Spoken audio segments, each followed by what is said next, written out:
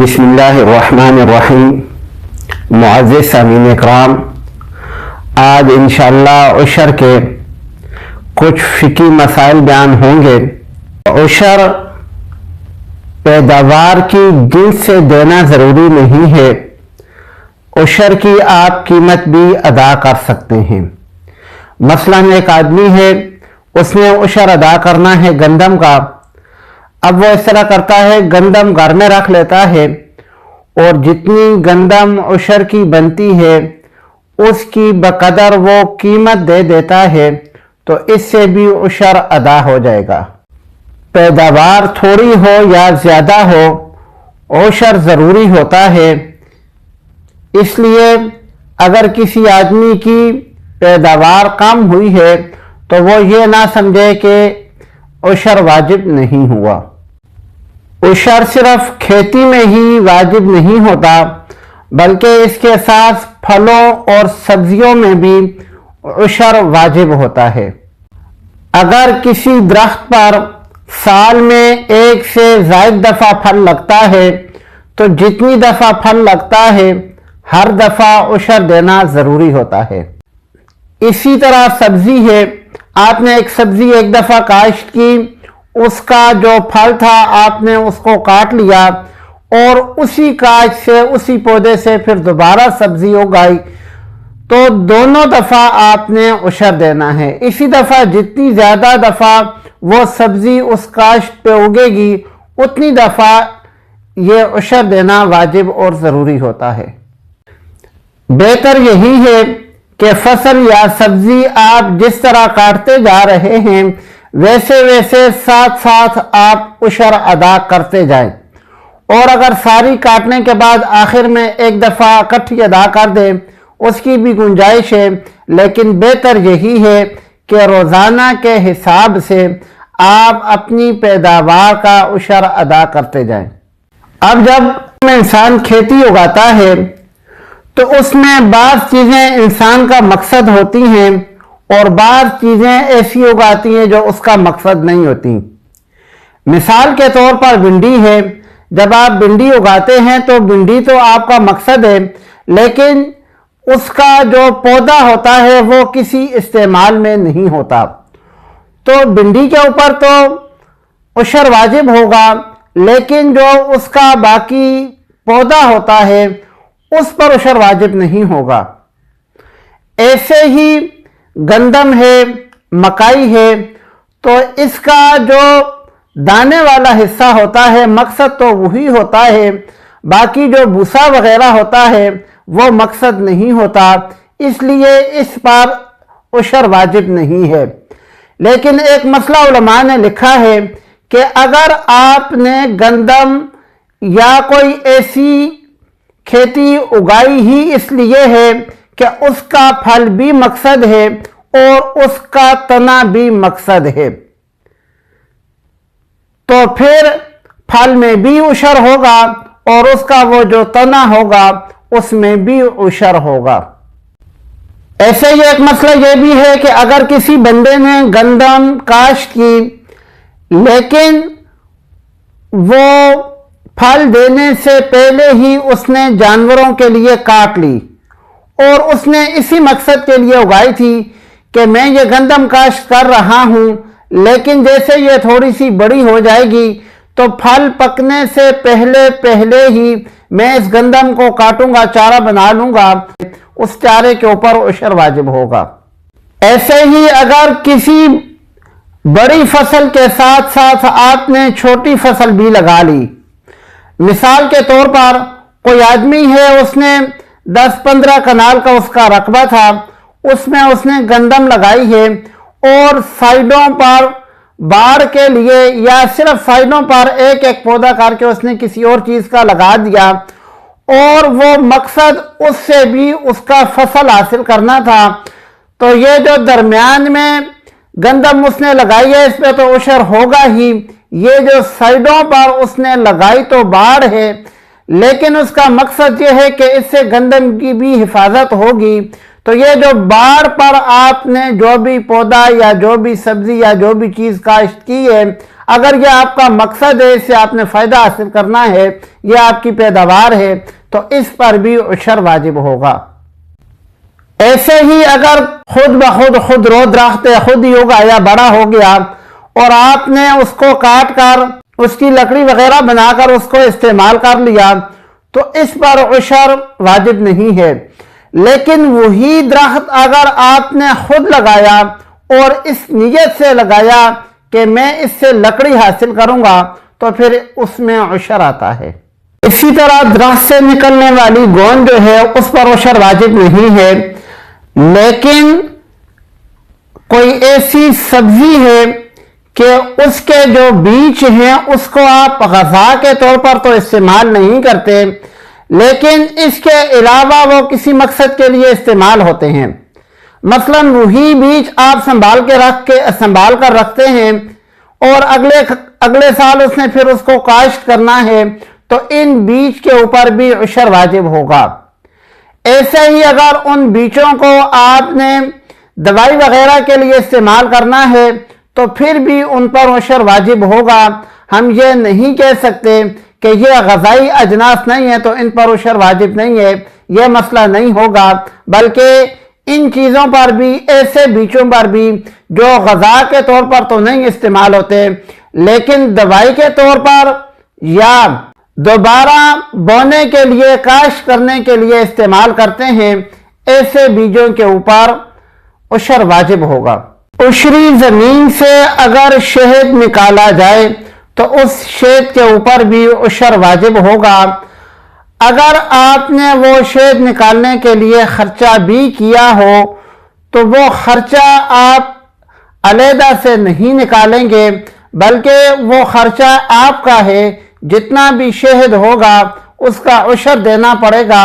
آپ یہ نہیں کہہ سکتے کہ اتنا میرا خرچہ ہوا ہے اس چھلی کو اتارتے ہوئے یا اس شہد کو حاصل کرتے ہوئے تو وہ خرچہ پہلے نکالوں گا پھر عشر دوں گا، ایسے نہیں ہوگا، بلکہ جتنا بھی شہد حاصل ہوا ہے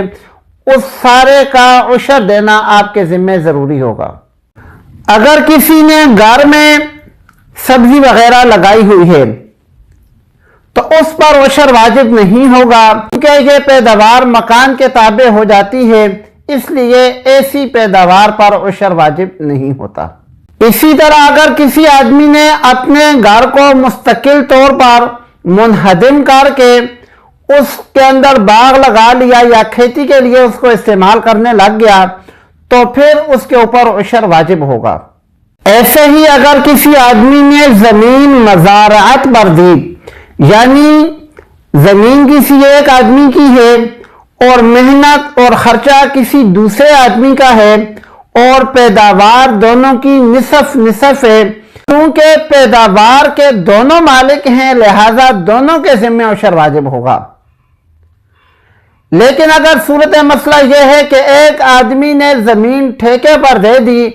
اور اس کو پیداوار سے غرض نہیں ہے کہ مجھے آدھی دینی ہے، یہ دینی ہے یا وہ دینی ہے، اس نے ٹھیکے پر دے دی تو اب اس کے اندر جو پیداوار ہوگی تو یہ جو آدمی فصل یا کھیتی اگانے والا ہے اس کے ذمہ عشر واجب ہوگا، مالک کے ذمہ عشر واجب نہیں ہوگا۔ مالک کے ذمہ یہ جو اس کو پیسے وغیرہ جو بھی دے گا پھر وہ زکوٰۃ کی طرف نکل جائیں گے، وہ پھر اس کے اوپر زکوٰۃ وغیرہ کا حکم لگے گا۔ ایک مسئلہ یہ ہے کہ اگر زمین کو قابل کاشت بنانے کے لیے خرچہ کیا جاتا ہے، مثلا ہل چلائی جاتی ہے، صفائی کی جاتی ہے، یا کاشت کرنے کے بعد جڑی بوٹیوں کے خاتمے کے لیے اس کے اوپر خرچہ آتا ہے، تو ان چیزوں کو، ان اخراجات کو کل مقدار سے نکالیں گے نہیں، بلکہ یہ اسی کے اندر شامل رکھ کر پھر عشر ادا کریں گے۔ مثال کے طور پر ایک آدمی ہے، اس نے کوئی بھی فصل اگائی، فصل اگانے کے بعد وہ آدمی حساب لگاتا ہے کہ میں یہ جنس جو ہے عشر میں نہیں دوں گا بلکہ اس جنس کے متبادل میں پیسے دے دوں گا، تو وہ ساری کی ساری جنس کا اگر حساب لگائے تو 50,000 روپے اس کے بنتے ہیں۔ لیکن اگر وہی آدمی بیٹھ کر حساب لگاتا ہے کہ میں نے اس کھیتی کے اندر ہل بھی بویا ہے اور میں نے جڑی بوٹیوں کی صفائی کے لیے بھی خرچہ کیا ہے، اس کے علاوہ اور بھی میرے اخراجات ہوئے ہیں، تو وہ سارے نکال کر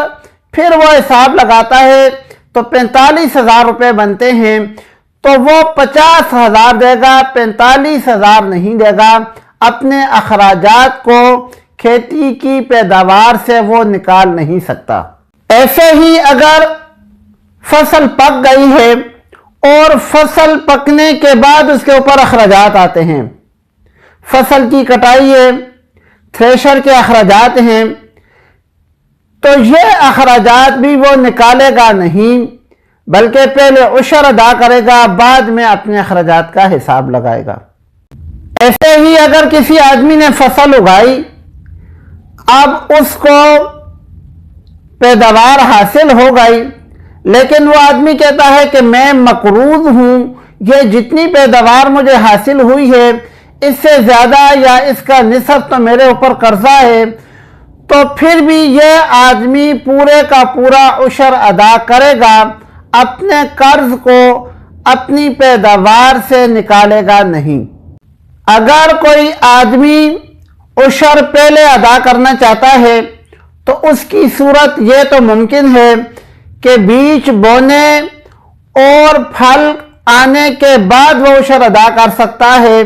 پھل لگنے سے پہلے ادا نہیں کر سکتا۔ پھل لگ جائے اگر وہ کچا ہے تب بھی وہ عشر ادا کر سکتا ہے، لیکن پھل لگنے سے پہلے عشر ادا کرنا یہ جائز نہیں ہے۔ اگر کسی آدمی نے فصل کو یا پھل کو پکنے سے پہلے کاٹ لیا یا توڑ لیا، تو جتنی مقدار میں اس نے اس فصل کو کاٹا ہے یا پھل کو توڑا ہے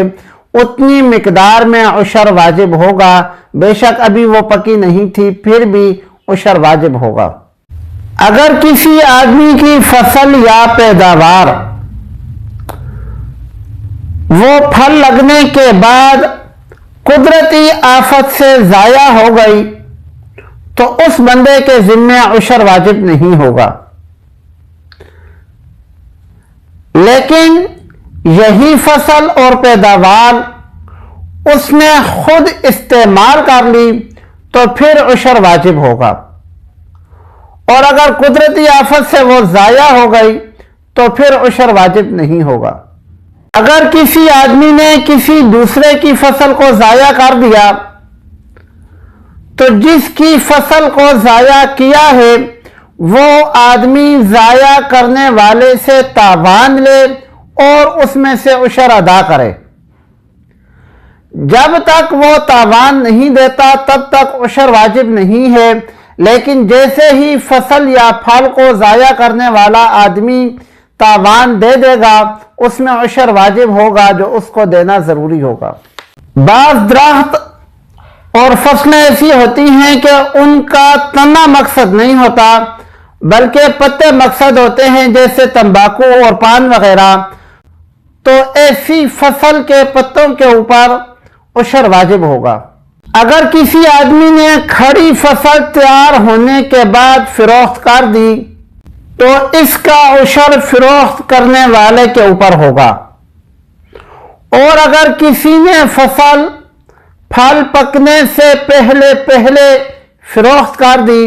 تو اس کا عشر فصل خریدنے والے کے اوپر ہوگا۔ ایسے ہی اگر کوئی وقف زمین ہے اس کی جو پیداوار ہے اس کے اوپر بھی عشر واجب ہے۔ مثلا کسی جگہ پر کوئی زمین ہے، 2-4 کنال کی جگہ ہے اور انہوں نے وہ وقف کی ہوئی ہے مسجد کے لیے، تو مسجد ابھی نہیں بنائی لیکن مسجد بنانے سے پہلے وہ وہاں پر کوئی بھی فصل اگانے لگ جاتے ہیں کہ ہم یہاں بنائیں گے تو مسجد ہی، لیکن جب تک مسجد نہیں بناتے تب تک یہاں پر یہ فصل ہم اگا لیتے ہیں، تو ایسی فصل کے اوپر بھی عشر واجب ہوگا۔ ایسے ہی اگر کوئی رفاعی ادارہ ہے، اس کے پاس کوئی زمین ہے، کوئی پلاٹ ہے، کوئی جگہ ہے، اور وہاں پر انہوں نے کوئی منصوبہ یا انہوں نے زمین کسی مقصد کے لیے رکھی ہوئی ہے لیکن اس مقصد کے لیے استعمال نہیں کی، وہاں کوئی فصل لگا دی تو اس فصل کے اوپر بھی عشر واجب ہوگا۔ وہ پہاڑ اور جنگل جو کسی کی بھی ملکیت نہیں ہوتے، اگر ایسی جگہ کے اوپر کوئی بندہ پیداوار حاصل کرتا ہے، وہاں پر کوئی فصل اگاتا ہے، تو اس کا عشر پیداوار اگانے والے، فصل اگانے والے کے ذمہ ہوگا۔